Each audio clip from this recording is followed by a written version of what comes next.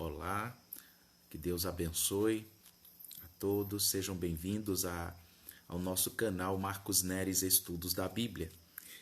Vamos dar prosseguimento ao estudo das 7 cartas do Apocalipse e hoje finalizando com a carta de Jesus Cristo à igreja em Laodiceia. Você que ainda não é inscrito no nosso canal, não se esqueça de se inscrever no nosso canal, de também ativar os sininhos da notificação, deixar também o seu like, caso você goste, e também compartilhar para que outras pessoas também possam ter acesso ao estudo da Palavra de Deus. A minha Bíblia está aberta no livro de Apocalipse, no capítulo de número 3 e o versículo de número 14. Leiamos, que diz assim: Ao anjo da igreja em Laodiceia escreve: Estas coisas diz o Amém, a testemunha fiel e verdadeira, o princípio da criação de Deus. Conheço as tuas obras, que nem és frio e nem quente. Quem dera foste frio ou quente. Assim, porque és morno e nem és quente nem frio, estou a ponto de vomitar-te da minha boca. Pois dizem: Estou rico e abastado, e não preciso de coisa alguma.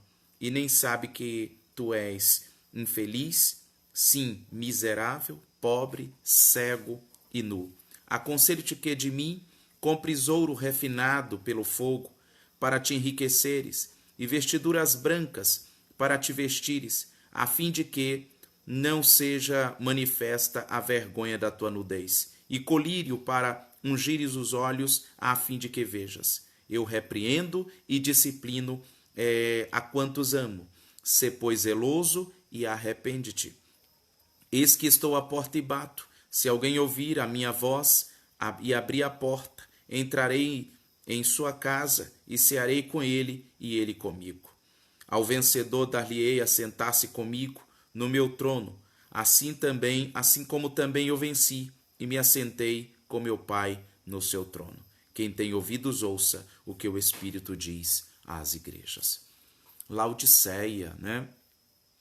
Laodiceia, uma cidade muito rica, um grande centro econômico. Essa cidade detinha uma igreja, a igreja ali edificada, organizada, mas de um povo que se gloriava, né? Se gloriava pela sua posição econômica, né? Por também deter de um vasto conhecimento de medicina, né? Por também produzir um dos melhores tecidos daquela época.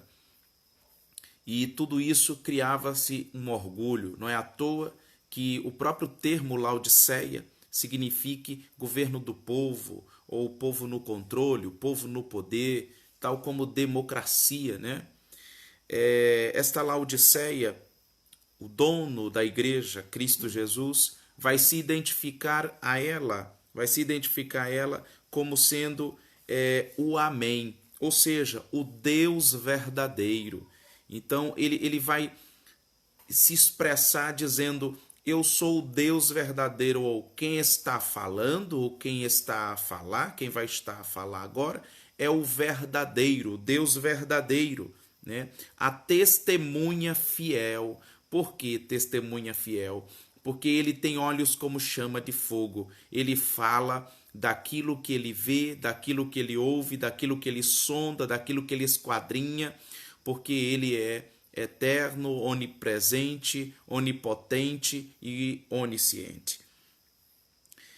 A testemunha fiel e verdadeira, o princípio da criação de Deus. Ele diz assim: eu sou a causa de todas as coisas. A partir de mim, todas as coisas são criadas e foram criadas. Então, como sendo o Deus verdadeiro, a testemunha fiel, né, e verdadeira, o princípio da criação, ele está dizendo: conheço as tuas obras. Então agora ele se identifica, mas agora ele vai dizer assim: eu conheço do que eu vou falar. Eu estou por dentro do que está acontecendo na igreja de Laodiceia. Aqui não é simbolismo nenhum, né? não é simbolismo nenhum, Cristo queria falar com uma outra igreja. Não, ele estava falando com a igreja de Laodiceia, de verdade. A carta foi endereçada à igreja. Embora que, simbolicamente, estas cartas venham a significar 7 estágios, 7 períodos da igreja, encerrando aqui em Laodiceia. Período de apostasia, um período de esfriamento, um período onde o orgulho e as vaidades acabam dominando, né, o pensamento e as estruturas, né, da igreja que se corrompe. Então ele diz: eu conheço as tuas obras. Ele está dizendo: eu sei o que você é. Eu sei o que você é. Não precisa se camuflar, não precisa se esconder, porque eu conheço as suas obras. E eu sei que você não é nem quente e nem frio, você é morno. Ele está dizendo: você está mesclado, vocês estão misturados com o mundo. Vocês não fazem a diferença, né? Vocês não fazem a diferença. As vozes de vocês estão misturadas com as vozes do mundo, né? Vocês falam até alto, porém a voz de vocês não tem base nenhuma. Vocês são mortos, vocês são mornos, vocês não causam diferença nenhuma. Vocês estão como aqueles que estão em cima do muro, não tem uma decisão, vocês não sabem nem o que vocês são, vocês estão perdidos e confundidos, porque tentam a todo custo se mostrar autossuficiente. Vocês desprezam a Escritura, vocês desprezam a inspiração bíblica, vocês desprezam os ensinos sagrados, vocês desprezam e se baseiam nas vossas riquezas, nos vossos conhecimentos, e por isto podem ser rejeitados por mim. Conheço as tuas obras, que nem és frio nem quente. Quem dera fosse frio ou quente, né? Embora aqui falando no sentido simbólico, né? Simbólico a questão de frio, de quente, mas com a significação de aqueles que não têm um caráter fixo desenvolvido, o caráter de Cristo. É uma igreja que ainda mescla com o mundo, é uma igreja que ainda tem voz ativa no mundo, né? Quando eu digo, me refiro aqui à voz ativa, né? A voz ativa é no sentido de que as vozes do mundo sufocam as vozes desta igreja, né? E ele vai dizer mais ainda no versículo 16: assim porque és morno e nem és quente nem frio, estou a ponto de vomitar-te da minha boca. Olha que coisa estreita aqui. A gente sabe, né, que água morna provoca ojeriza, né, vômito. E aqui, na conotação de que as vossas obras têm me provocado ojeriza, nojo, repúdio. Eu não estou aprovando a atitude de vocês. E quem está falando pode falar isto porque não está baseado em comentários, em falácias. Não, ele está baseado no que ele vê. Porque no capítulo 1, no início do capítulo 2 também, ele é aquele que anda nos castiçais, no meio dos castiçais de ouro. Ele é este, que tem na sua mão direita as 7 estrelas, significando os 7 anjos, os 7 pastores das respectivas igrejas. E quando ele diz que passeia, esses castiçais de ouro são as igrejas. Então ele está dizendo: eu estou falando como testemunha fiel aqui. O que eu estou contestando, o que eu estou reprovando é aquilo que eu tenho visto no meio de vocês. E se eu estou protestando é porque a igreja é minha e eu não compactuo com estas atitudes aí. E além do mais, no versículo 17, pois dizes: estou rico e abastado, e não preciso de alguma coisa, e nem sabe que tu és infeliz, sim, miserável, olha que coisa, miserável, pobre, cego e nu. Pobre, cego e nu. Quando, ainda no versículo que completa esse versículo 17, o versículo 18, quando diz assim: aconselho-te que de mim compres ouro refinado pelo fogo, para te enriqueceres, vestiduras brancas para te vestires, a fim de que não seja manifesta a vergonha da tua nudez, e colírio para ungires os olhos, a fim de que vejas. Esta Laodiceia, tão conhecida aí, como centro econômico, como centro bancário, como centro de produção de uma lã preta, brilhante, ela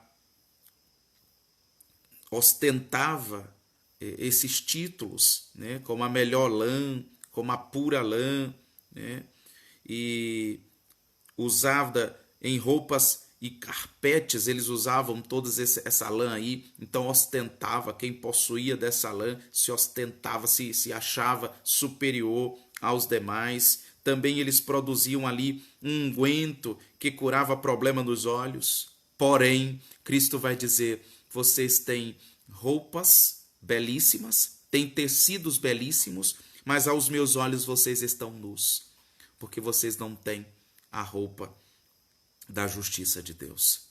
Vocês estão nus espiritualmente.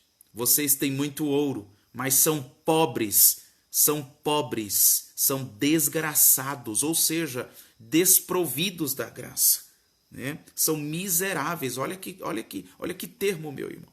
E quem está dizendo aqui não é o apóstolo João, é o dono da igreja que está dizendo. Vocês são pobres. Vocês estão dizendo que não falta nada. Há muitas pessoas que acham que a sua condição financeira deve ser usada como justificativa de que o relacionamento deste com Deus vai muito bem. E finanças nunca foi demonstração de que o relacionamento de alguém está muito bem com Deus. Não é à toa que o próprio Cristo vai orientar que busquemos em primeiro lugar o reino dos céus e a sua justiça, e as demais coisas serão acrescentadas. E ele vai dizer: não ajunte tesouro onde a traça consome, a ferrugem destrói, onde o ladrão mina. Ele vai dizer: ajuntai tesouros, que na verdade é lá no céu, onde a ferrugem não destrói, a traça não corrói, o ladrão não mina. E quando Satanás, ali escrito no capítulo 4 do Evangelho segundo Mateus, capítulo 4, na tentação de Jesus, Satanás vai dizer: tudo isto te darei, se prostrado me adorares.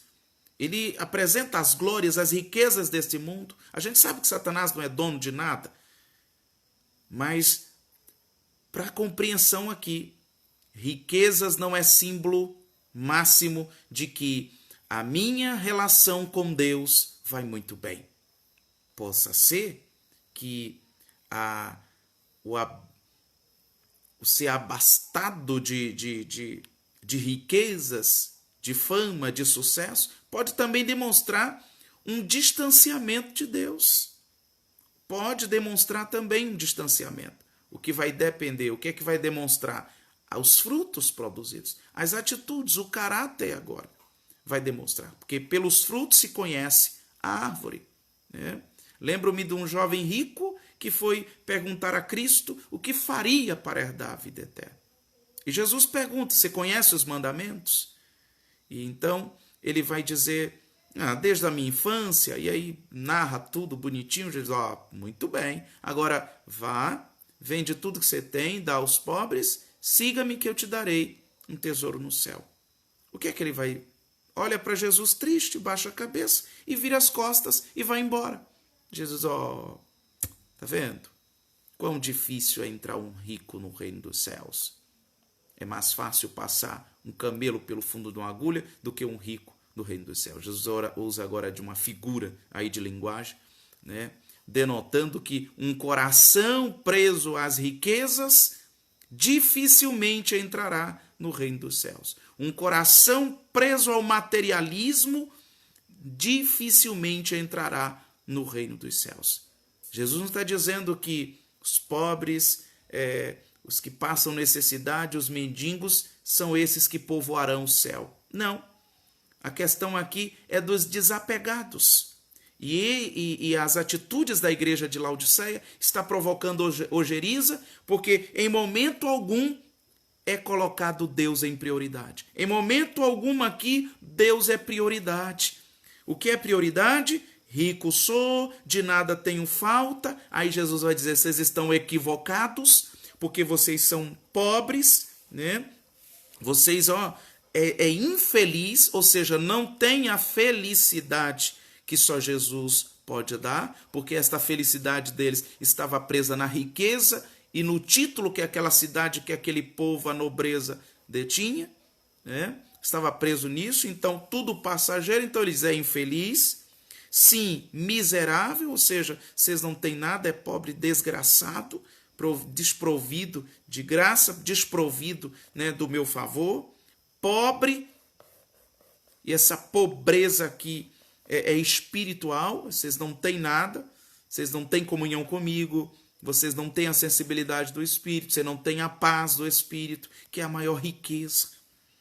Cego, tinham 2 olhos, tinham excelentes tratamentos, mas não enxergava, né, a vontade que Deus os estava chamando. E nu também, roupas belíssimas vestindo, porém não detinha as roupas do Espírito, as vestimentas da justiça de Deus. Além do mais, esta igreja precisava desesperadamente, sabe de quê? Da graça de Deus, da graça que regenera esse coração tão orgulhoso, tão prepotente. Necessitava também das vestes da justiça de Cristo e também de olhos do coração iluminados pelo Espírito.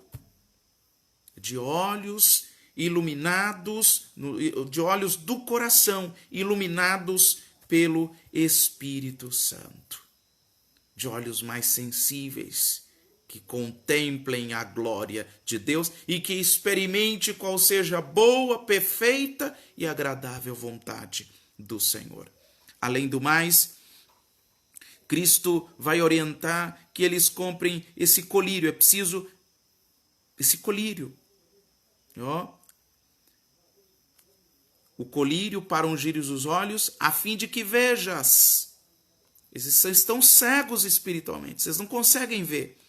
Vocês estão cegos espiritualmente. E aí é que está. Mas esta condição de cegueira espiritual, ele não percebe, a pessoa não percebe. A igreja em Laodiceia estava se achando o máximo. Rico sou, de nada temos falta, então vai muito bem. Aí precisou o dono da igreja advertir. Dizer, vocês não estão bem, não. E quem está falando sabe o que está falando. Vocês não estão nada bem. E aí Jesus começa a dar o diagnóstico daquela igreja. O raio-x da igreja de Laodiceia. Vocês não estão bem nada. E Cristo é tão misericordioso, né? Ele é tão misericordioso, na ira ele lembra da misericórdia, que no versículo 19 ele vai dizer, eu repreendo e disciplino a quantos amo, sê pois zeloso e arrepende-te. Cristo está chamando ao arrependimento. Cristo está dando a oportunidade à igreja em Laodiceia aqui de se arrepender. Se arrependam. E eu estou repreendendo porque eu ainda amo, porque eu amo. Normalmente, a pessoa que é repreendida fica aborrecida. Mas normalmente, o amor, ele corrige, ele repreende, ele castiga até. Mas tem um propósito, diferente do adversário, que vem para matar, roubar e destruir. Jesus, ele vem repreendendo, castigando, mas com o propósito de produzir arrependimento sincero. E através deste arrependimento, haja uma regeneração. Haja agora uma regeneração, uma conversão, uma transformação para que haja uma manifestação real, visível do Espírito Santo de Deus, impulsionando a produção dos frutos que assegurará que esta vida de verdade foi transformada. Versículo 20: eis que estou à porta e bato. Se alguém ouvir a minha voz e abrir a porta, entrarei em sua casa, cearei com ele e ele comigo. Cristo é aquele que dá a oportunidade. Ele não força ninguém, ele não obriga ninguém. Aqui é o Cristo que dá a oportunidade do homem agora escolher entre a sua presença, entre abrir o coração para a sua presença e também de fechar o seu coração e não usufruir da sua graça, da sua paz e do seu amor. Ao vencedor, como a todos, ele faz esta promessa: darei o direito de se assentarem no trono, tal como eu venci e me assentei. Olha, a recompensa para os vencedores. Para quem venceu o quê? Em relação a esta igreja de Laodiceia, venceu todo esse apego ao materialismo, a essa vida espiritual morna, ao que venceu a frieza espiritual, ao que venceu todas essa cegueira espiritual, que venceu essa miséria espiritual, essa nudez espiritual, aos que vencerem. E ele vai dizer: quem tem ouvidos, ouça o que o Espírito diz à igreja. Se nós analisarmos aqui os 4 aspectos, na verdade 5 aspectos que a gente analisa em todas as cartas. Na igreja em Laodiceia, Jesus se apresenta. E ele se apresenta no capítulo 14 da seguinte forma: o Amém, a testemunha fiel, a verdadeira, o princípio da criação de Deus. Além do mais, Cristo ele faz uma crítica à igreja em Laodiceia. E qual é a crítica? Versículo 15: nem és frio e nem quente. Uma igreja indecisa, uma igreja que está em cima do muro, uma igreja que está mesclada com o mundo. E também dizes: rico sou e estou enriquecido e de nada tenho falta.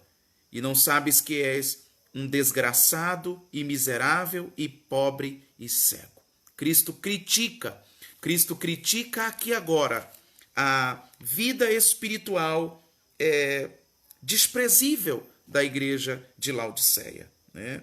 É indiferente, é uma igreja indiferente, ninguém sabe o que é, né? É tipo aquele cristão que ninguém sabe o que é o cristão FBI, né?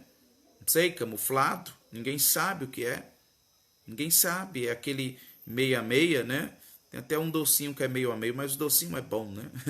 Mas é o cristão que ninguém sabe, está assim dividido, ele não sabe o que é, ele não sabe o que é.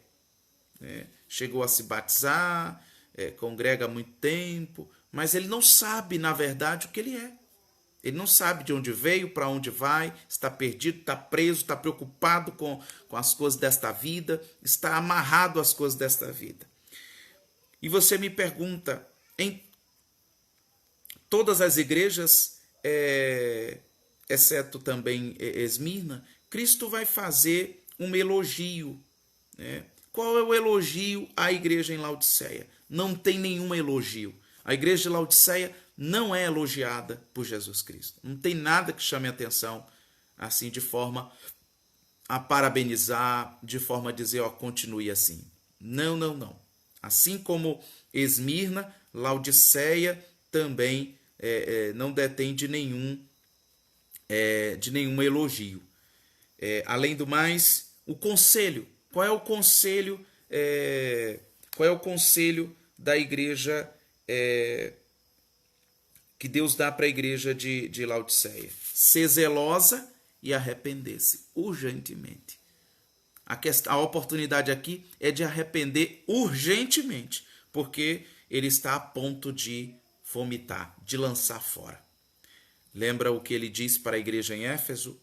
Lembra-te, pois, de onde caíste. Arrepende-te e volta à prática das primeiras obras. Quando não, brevemente a te virei, e do seu lugar moverei o seu castiçal, caso não se arrependa. Mover o castiçal significa dizer, vocês vão existir, mas não vão brilhar, não vai ser luz do mundo, não vai ser a igreja do Senhor Jesus. E, além do mais, tem uma promessa. O que é que Cristo promete? Compartilhar o trono de Deus. Compartilhar do trono de Deus, né? E ele diz, se assente comigo no meu trono. Ao que vencer, darei o direito de se assentar comigo. Ou seja, como o título de venci, agora eu posso descansar. Eu estou tranquilo e vou usufruir da paz que a eternidade me garante. Que Deus abençoe a sua vida. Acesse os outros vídeos aqui no nosso canal. Tem o vídeo recente da Igreja de Jesus Cristo, né, que é a Carta de Jesus Cristo à Igreja em Filadélfia, né? E também estamos estudando as cartas do apóstolo Paulo. O último estudo foi a carta de Paulo aos Colossenses. Não deixe de acessar, compartilhe, se inscreva no nosso canal, ative os sininhos, deixe o seu joinha também, que Deus abençoe ricamente. E olha, para constar, você também pode estar indicando, dando sugestões de temas a serem abordados aqui no nosso canal. Que Deus abençoe, fiquem com Jesus Cristo.